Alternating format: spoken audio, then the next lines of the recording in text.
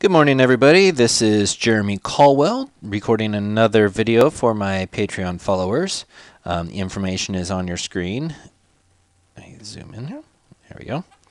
Fill it up, might as well. Okay, so I do a series of art lessons for my son's 5th grade class. I've been doing art.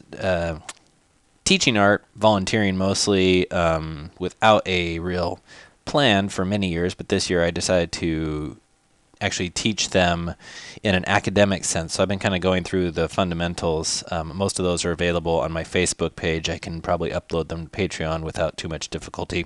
Basically, I started with how to draw proportions, figures, trying to create a bit more of a academic learning in the younger grades that I never had when I was a kid. So that was my goal. I'm up to week 9 now and just starting the Patreon, so I figured I would go ahead and record my creation of the worksheet template that I use in class. So I am, this week is week 9. We're doing sequential storytelling, which is very important to me since I do work in comic books for the vast majority of my work, and that is what we do in comics mostly, is sequential storytelling. So what it is 2 or more related images in an order. So for example, I am going to get the right button here. All right. Let's say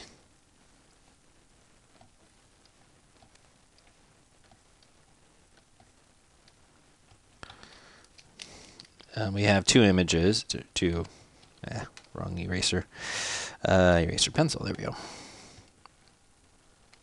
Okay, so we have 2 frames here, and let's see, what's a good example? How about somebody falling down? So we have a person with the right color would be good. Oh, I'm on the eraser still. Okay.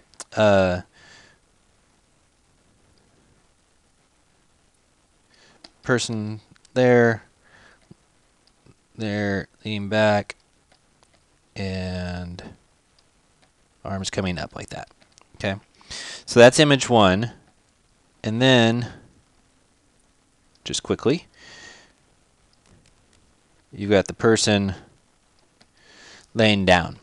So in between those 2 frames, in this space here, is where the time passes. And this is a very simple one. It's just there, he's leaning, and there he's on the ground. So the assumption is that in between, in this gutter space, that something happened, and that something is the time that it took from him to angle all the way down to this fall. So that is the most basic concept of the sequential storytelling that I am going to do. My next point is that the pacing and arranging of those images creates time.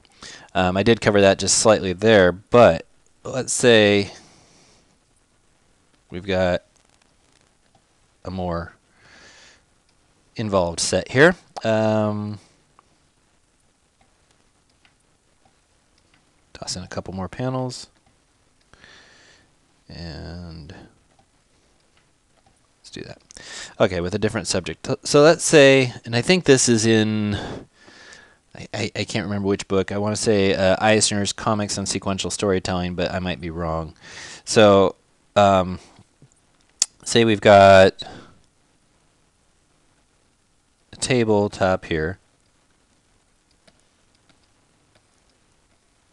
And on that tabletop is, let's say, a pocket watch, okay, with its chain,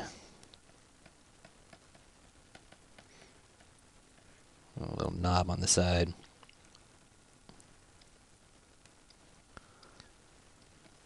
Okay, so we've got a pocket watch, and let's say that it's leaning over the edge here. Not doing a very good job showing that dimension, but Okay, so it's leaning over the edge. And then it falls somehow.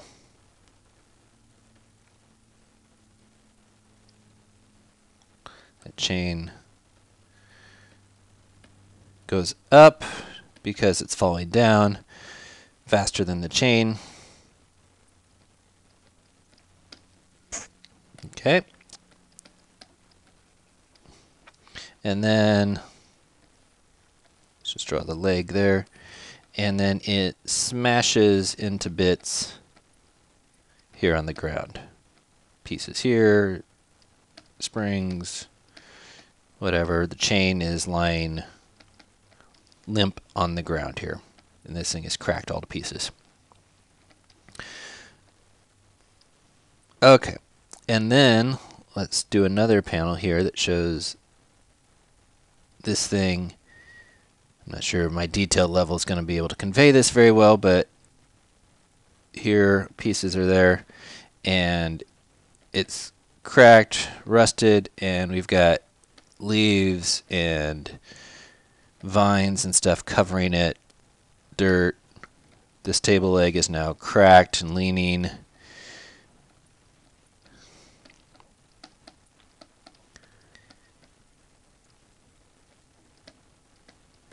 And showing that a lot of time has passed. So those gutters, to make them read as gutters, it helps if they are separated by actual white. Okay.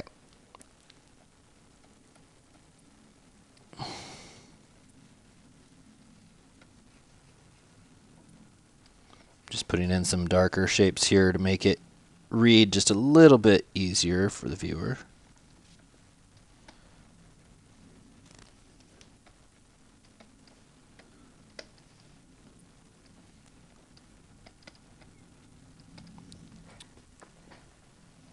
Okay, so here we have a different set of time passing. These are three